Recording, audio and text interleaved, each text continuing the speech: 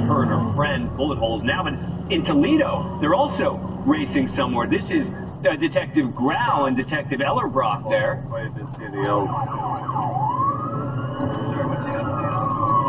So we have a couple callers say that they heard 2 gunshots, that there was a large group of people out there fighting. It's saying that there's somebody shot, that's what it's coming in as, but nobody can confirm right now if there is an actual person shot.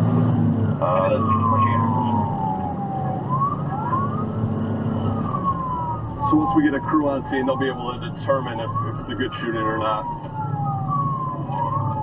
All right, as they race there, let's get in a break. On Patrol Live, coming right back.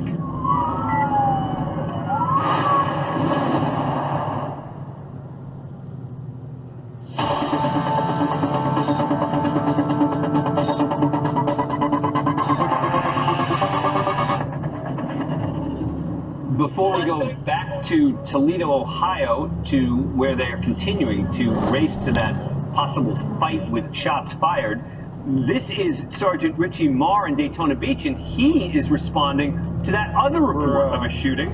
A woman and her friend saying that they were fired at. Or shooting. There's enough units on scene with the victim. Pulled into her house. She had multiple bullet holes in her car that the police have confirmed. Projectiles in the vehicle. They gave a description of a silver SUV going east from the location, which is where we're turning now to see if we can locate a possible suspect.